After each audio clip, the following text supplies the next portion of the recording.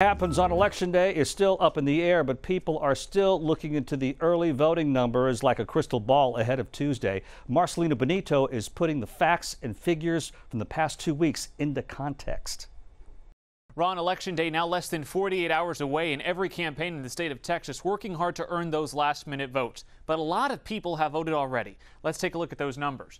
Early voting in Harris County. 855,711 people did decide to vote early. That is a historic level turnout, smashing past records. And our political analyst says his research shows the number of voters under 35 went up every day during early voting. That's a positive sign for Democrats and should be concerning for local GOP candidates. I think it's keeping a lot of Republicans up, a lot of Republican judges down ballot. Judge Emmett, our county judge, often gets a crossover vote, although when you get to 1.3 million votes, I think he's in trouble. KHOU political analyst Bob Stein says the key to turnout right now is this race right here. This is what's driving people to the polls, the race between Congressman Beto O'Rourke and Senator Ted Cruz. And right now, Congressman O'Rourke is managing to bring out lots of young voters and non-white voters. He's going to have to do a lot more of that to win. Take a look at the map from 2012, the same year Ted Cruz became senator here in Texas.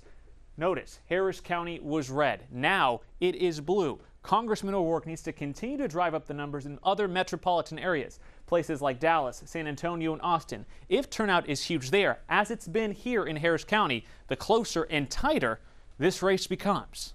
What Beto O'Rourke has been able to do that I don't think any Democratic candidate has ever been able to do is mobilize what we think is essentially a sort of latent, and some would say, how can I say, lazy voter, and these voters are coming out with a vengeance. Stein says the Cruz campaign can't be happy with the early voting data out there, but Republican campaigns across the state are confident more of their voters will come out on Election Day this Tuesday. He needs to, how can I put this, stop the bleeding. My suspicions are there are Republican voters who are not able to vote for Ted Cruz. That's not the problem for Greg Abbott or Dan Patrick or Mr. Paxson. So why is it for Ted Cruz? Stein says this is still Ted Cruz's race to lose. Still thinks the senator will hold on to his seat. But weeks ago, Stein told us he saw no way Beto O'Rourke could win in Texas. Now Stein says the data shows it's definitely a possibility. Ron, back to you. All right. Thank you so much, Marcelino.